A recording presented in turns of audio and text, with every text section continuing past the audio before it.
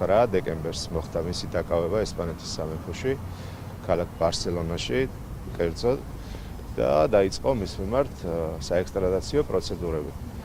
გრიგორ ლილუაშვილის ახლო ნათესავი და ქართული ოცნების ყოფილი დეპუტატი ოცნების პროკურატურის მოთხოვნის საფუძველზე ესპანეთის პოლიციამ დააკავა. ეს ამბავი 10 დღის წინ მოხდა, თუმცა კორუფციული დანაშაულის ბრალდებით ძებნილი პირის დაკავებას საქართველოს პროკურატურა არასაჯაროვებდა. ახლა მთავარი კითხვაა, ბიჭიკო პაიკიძე, რომელზეც ადვოკატები და ოჯახის წევრები ამტკიცებდნენ, რომ თურქეთში სამკურნალოდ იყო წასული, როგორ აღმოჩნდა ესპანეთში. წინა პროცესზეც და არა მხოლოდ წინა პროცესზე ამტკიცებდით, რომ მას სურდა საქართველოში ჩამოსვლა, უბრალოდ პასპორტი ჰქონდა გაუქმებული. ის რა გზით წავიდა? თურქეთიდან წავიდა ესპანეთში? არა, მან ის ესპანეთში იყო მანამდეც. ანუ ის თურქეთში ჩავიდა, მაგრამ როდესაც მისი პასპორტის გაუქმება მოხდა, ის მაშინ ესპანეთში იმყოფებოდა. სხვა სახელი და გვარით. არა, რას. ბიჭიკო პაიკიძე წერია პასპორტში, რომლითაც გადაკვეთა მან საზღვარი? გასაკვირველია კი. როცა მისი პასპორტის გაუქმება მოხდა, ის იმყოფებოდა ესპანეთში შეხვედრაზე. ხო და შესაბამისად ესპანეთიდან ვერსად ვეღარ გადაადგილდა. ეს ადვოკატის ვერსიაა, თუმცა არ არსებობს დადასტურებული ცნობა, რომ ბიჭიკო პაიკიძე, რომელზეც ძებნა იყო გამოცხადებული, თურქეთიდან ესპანეთში მის სახელსა და გვარზე გაცემული პასპორტით გადავიდა. პაიკიძე სუსის ექს-შეფის გრიგორ ლილუაშვილის უახლოესი გარემოცვის წევრია. პროკურატურა ამტკიცებს, რომ მისი მოქმედი პასპორტი გააუქმეს. ჩნდება კითხვა, არსებობს თუ არა სხვა პასპორტი სხვა სახელსა და გვარზე გაცემული. ან ხომ არ აქვს პაიკიძეს ბინადრობის უფლება ევროკავშირში. ძლება ოდესღაც იყო თურქეთის რესპუბლიკაში, ყოველ შემთხვევაში, როდესაც ინტერპოლი წითელი ცირკულარით გამოცხადდა ძებნა, მას შემდეგ აღმოჩნდა იგი ბარსელონაში და ბარსელონაში იქნა დაკავებული. სახელი და გვარი შეცვლილი ჰქონდა პირადობაში, თუ როგორ გადავიდა, რა პასპორტით გადავიდა ის? ხელთ არსებული ინფორმაციით სახელი და გვარი შეცვლილი არ ჰქონდა, თუმცა გადაჭრით. მაშინ როგორ გადავიდა? ხო იყო გამოძიება დაწყებული მის წინააღმდეგ? შესაძლოა, ნახეთ, წითელი ცირკულარით, როდესაც დაიწყო მისი ძებნა, სავარაუდოდ უკვე იმყოფებოდა ესპანეთის სამეფოში. ქართული ოცნების არაერთი წევრი საქართველოს მოქალაქეობასთან ერთად ფლობს ბინადრობის უფლებას ევროკავშირის ტერიტორიაზე, თუმცა ამას არ ახმაურებენ.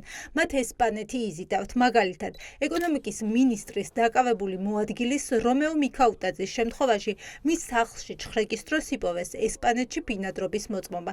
ესპანეთში ვილა აღმოაჩნდა თავდაცვის ექს-მინისტრს. ესპანეთში შეაფარა თავი სუსის ექს-შეფის უახლოესმა გარემოცვა. ადვოკატი ამბობს, რომ ბიჭიკო პაიკიძე დაკავების შემდეგ ესპანეთის სასამართლომ გაათავისუფლა და საბოლოო გადაწყვეტილებას ახლა თავისუფლებაზე მყოფი ელოდება. ჩვენთვის როგორც არის ცნობილი, მას არასაპატიმრო ღონისძიება აქვს შეფარდებული.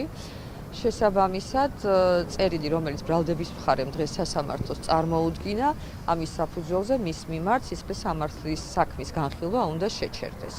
ეს არის ადამიანის უფლებათა ევროპული სასამართლოს მოთხოვნა. ის დააკავეს ჩვეულებრივად, როგორც ძებნილი. დიახ, მაგრამ ესპანეთის სასამართლომ მის მიმართ არ გამოიყენა ყველაზე მკაცრი აღკვეთი ღონისძიება პატიმრობა. საქართველოს პროკურატურის მტკიცებით, ბიჭიკო პაიკიძის საქართველოსთვის გადმოცემის შესახებ მოლაპარაკებები მათ უკვე დაიწყეს ესპანურ მხარესთან, მაგრამ მოლაპარაკების დაწყება არ ნიშნავს, რომ პაიკიძეს გადმოსცემენ. ხომ არ აპირებს ის მოითხოვოს პოლიტიკური თავშესაფარი. პროკურორმა ეს არ იცის.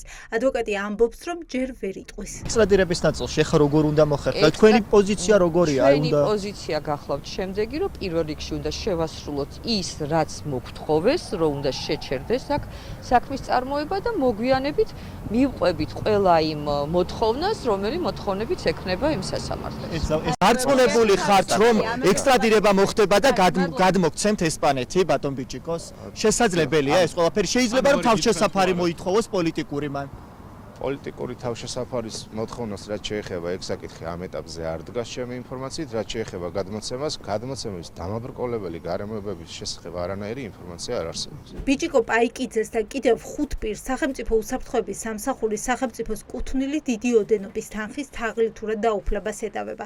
გამოძიება ამტკიცებს, რომ ბიუჯეტიდან გზების შესაკეთებლად მიღებულ ფულს ისინი იპარავდნენ, დანაშაულის დასაფარად კი დოკუმენტებს აყალბებდნენ. ბიჭიკო პაიკიძე გზების მშენებელი კომპანიის BP ტრანსის ერთ-ერთი დამფუძნებელიც არის. მის წინააღმდეგ ჩვენება მისივე კომპანიის თანამშრომლებმა მისცეს.